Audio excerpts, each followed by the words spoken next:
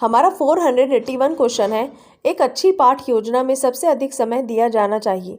तो इसके विकल्प हैं भूमिका को, छात्रों की शंकाओं के निवारण को, विषय के प्रस्तुतिकरण को या गृह कार्य को।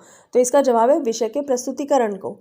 हमारा 482 क्वेश्चन है, भूगोल का पाठ पढ़ाते समय शिक्षक तुलना विधि का सहारा ले सकता है। इस प्रणाली से छात्रों में निरीक्षण के गुण का विकास होता है, सोचने के गुण का विकास होता है, परीक्षण के गुण का विकास होता है, या फिर ये सभी। तो जवाब है ये सभी।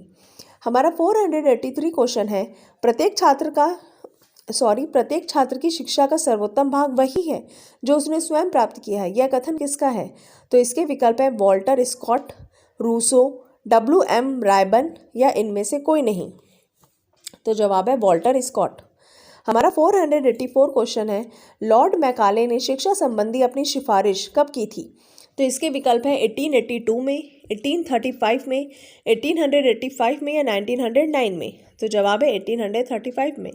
हमारा 485 क्वेश्चन है, किंडरगार्टन शिक्षा प्रणाली में शिक्षक का स्थान कुम्हार जैसा होता है, रेफरी जैसा होता है, दीपक जैसा होता है या फिर माली जैसा होता है? तो जवाब है माली जैसा होता है।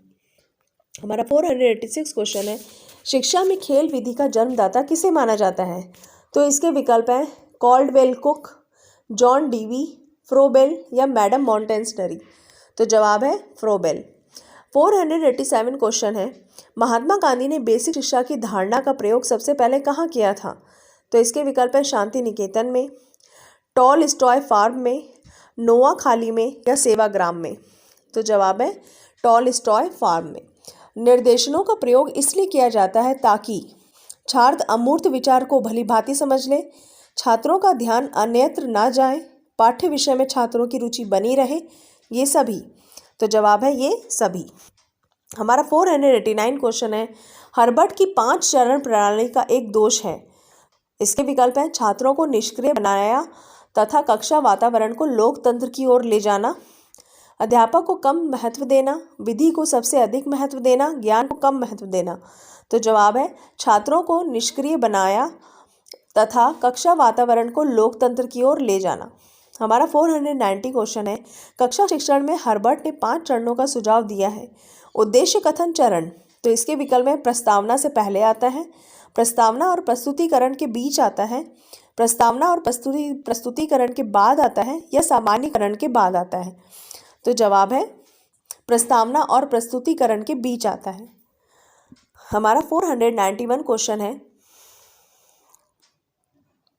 मॉडल चित्रों से उत्तम निर्देशन होते हैं क्योंकि उनमें लंबाई, चौड़ाई और ऊंचाई तीनों दिखाई पड़ते हैं।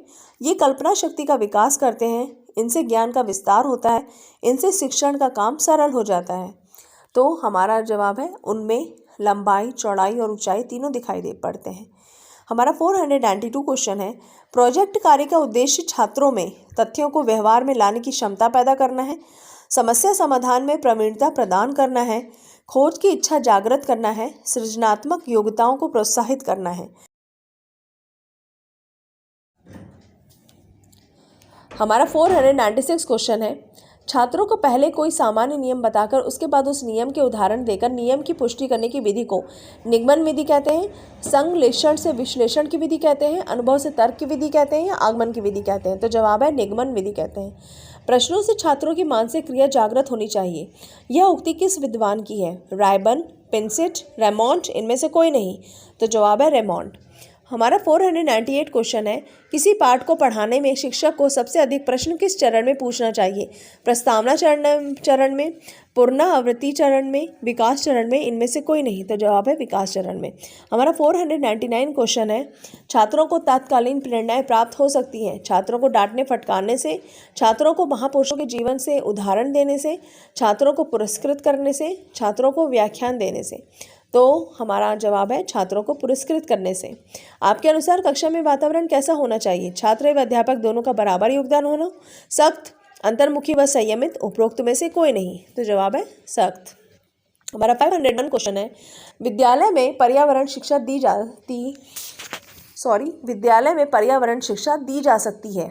तो इसके विकल्प है स्वयं अपनाकर, भाषण द्वारा, लेखों द्वारा, खेलकूद द्वारा। तो जवाब है स्वयं अपनाकर। निष्क्रिय प्रतिरक्षा को प्राप्त किया जा सकता है निवेशित करके। तो इसके विकल्प है एंटीबॉडीज, टीका, प्रतिजैविक, एंटीजन। तो इसका जवाब है एंटीबॉडीज। प्राथमिक स्तर पर एक शिक्षक में निम्न में से किसे सबसे महत्वपूर्ण विशेषता मानना चाहिए? पढ़ाने की उत्सुकता, धैर्य और दृढ़ता, शिक्षण पद्धतियों और विषयों के ज्ञान में दक्षता, अति मानक भाषा में पढ़ाने की दक्षता। तो जवाब है धैर्य और दृढ़ता। हमारा 504 क्वेश्चन है, सीखना समृद्ध हो सकता है यदि वास्तविक दुनिया से उदाहरणों को कक्षा में लाया जाए जिसमें विद्यार्थी एक दूसरे से अंतःक्रिया करें और शिक्षक उस प्रतिक्रिया को सुगम बनाए। और विकल्प बी है, कक्षा में अधिक से अधिक शिक्षण सामग्री का प्रयोग किया जाए। विकल्प सी है, शिक्षक विभिन्न प्रकार के व्याख्यान और स्पष्टीकरण का प्रयोग करें। और विकल्प डी है, कक्षा में आवधिक परीक्षाओं पर अपेक्षित ध्यान दिया जाए। तो हमारा जवाब है, वास्तविक दुनिया से उदाहरणों को कक्षा में लाया जाए जिसमें विद्यार्थी एक दूसरे से अंतःक्रिया करें और शिक्षक उस प्रक्रिया को सुगम बनाए। और हमारा 505 क्वेश्चन है, निम्न में से कौन से कथन को सीखने की प्रतिक्रिया की विशेषता नहीं माननी चाहिए? तो इसके विकल्प हैं, शैक्षिक संस्थान ही एकमात्र स्थान है जहां अधिगम प्राप्त होता है। सीखना एक व्यापक प्रक्रिया है। सीखना लक्ष्योन्मुखी होता है। अधिगम भी सीखने की प्रक्रिया है। तो जवाब है, शैक्षिक संस्थान ही एकमात्र स्थान है जहां अधिगम प्राप्त होता है। हमारा 506 क्वेश्चन है, किसको एक अभिप्रेरित शिक्षण का संकेतक माना जाता है? कक्षा में अधिकतम उपस्थिति, कक्षा में एकदम खामोशी, विद्यार्थी द्वारा प्रश्न पूछना, शिक्षक द्वारा दिया गया उपचारात्मक कार्य। तो जवाब है विद्यार्थी द्वारा प्रश्न पूछना। कृतिका अक्सर घर में ज़्यादा बात नहीं करती लेकिन विद्यालय में वह काफ़ी बात करती है। यह दर्शाता है कि विद्यालय हर समय बच्चों को खूब बात करने का अवसर देता है। शिक्षकों की यह मांग है कि बच्चे विद्यालय में खूब बात करें। कृतिका को अपना घर बिल्कुल पसंद नहीं, उसके विचारों का विद्यालय में मान्यता मिलती है।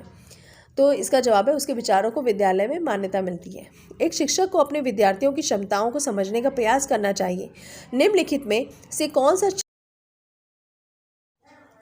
हमारा 511 क्वेश्चन है, एक बच्चा अतीत की समान परिस्थिति में की गई अनुक्रियाओं के आधार पर नई स्थिति के प्रति अनुक्रिया करता है। यह किससे संबंधित है? तो इसके विकल्प है, सीखने का तत्परता नियम, सीखने का प्रभाव नियम, सीखने का प्रक्रिया का अभिवृद्धि नियम, सीखने का सादृश्यता नियम। तो जवाब है सीखने का प्रभाव नियम। बच्चों की सीखने की प्रक्रिया में माता पिता को क्या भूमिका निभानी चाहिए? नकारात्मक, अग्रोमुखी, सहानुभूतिपूर्ण, तटस्थ। तो जवाब है अग्रोमुखी। बच्चों के संज्ञानात्मक विकास को सबसे अच्छे तरीके से कहाँ परिभाषित किया जा सकता है? ऑडिटोरियम में, विद्यालय एवं कक्षा में, गृह में या खेल के मैदान में। तो जवाब है विद्यालय में, कक्षा में। हमारा 514 क्वेश्चन है, किसको अनुप्रेरित शिक्षण के एक संकेत के रूप में विवेचित किया जाता है? विद्यार्थियों द्वारा प्रश्न पूछना, कक्षा में अधिकतम उपस्थिति, शिक्षक द्वारा दिया गया उपचारात्मक कार्य, कक्षा में पूर्ण नीरवता। तो जवाब है विद्यार्थियों द्वारा प्रश्न पूछना। अधिगम के प्रक्रम में अभिप्रेरण, इसके विकल्प हैं, एक दिशीय रूप से सोचने में सीखने वालों को प्रस्तुत करता है, नए सीखने वालों में अधिगम के लिए रुचि का सृजन करता है, पुराने अधिगम से नए अधिगम को विभेदित करता है, सीखने वालों की स्मृति को तेज बनाता है। तो जवाब है नए सीखने वालों में अधिगम के लिए रुचि का सृजन करता है। हमारा 516 क्वेश्चन है, एक शिक्षक को साधन संपन्न होना चाहिए। इसका अर्थ है विद्यार्थियों के बीच उनकी प्रसिद्धि होनी चाहिए, उनके पास पर्याप्त धन संपदा होनी चाहिए ताकि उसे शिक्षण देने की ज़रूरत ना पड़े, उनका अधिकारियों के उच्च स्तर से संपर्क होना चाहिए, उनका अपने विद्यार्थियों की समस्याओं को हल करने का पर्याप्त ज्ञान होना चाहिए। तो हमारा जवाब है उनका अपने विद्यार्थियों की समस्याओं को हल करने का पर्याप्त ज्ञान होना चाहिए। अधिगम से संबंधित किसी विद्यार्थी की समस्याओं का सबसे अच्छा उपचार है? तो इसके विकल्प है, ग्रंथालय में निरक्षर अध्ययन, निदानात्मक शिक्षण, कठोर परिश्रम का सुझाव, निजी शिक्षण का सुझाव। तो जवाब है निदानात्मक शिक्षण। एक शिक्षक विद्यार्थी को अनुप्रेरित कर सकता है, उदाहरण देकर, पुरस्कार देकर, कक्षा में भाषण देकर, सही मार्गदर्शन कराकर। तो जवाब है पुरस्कार देकर। हमारा 519 क्वेश्चन है, आपके विचार में शिक्षण क्या है? एक कला, एक कौशल, एक तपस्या या फिर एक क्रिया मात्र? तो जवाब है एक कौशल। विद्यार्थियों में श्रम की स्फूर्ति का विकास करने के लिए विद्यार्थियों को श्रम करने वाले लोगों का उदाहरण देना पड़ेगा। शिक्षक अपने ही श्रम प्रवृत्ति दिखाएगा। शिक्षक श्रम के महत्व पर व्याख्यान करेगा। समय समय पर विद्यार्थियों को श्रम करने का अवसर देना पड़ेगा। तो जवाब है समय समय पर विद्यार्थियों को श्रम करने का अवसर देना पड़ेगा। हमारा 521 क्वेश्चन है, आपको शिक्षक दिवस पर कुछ विद्यार्थियों ने एक बधाई पत्र भेजा है, आप क्या करेंगे?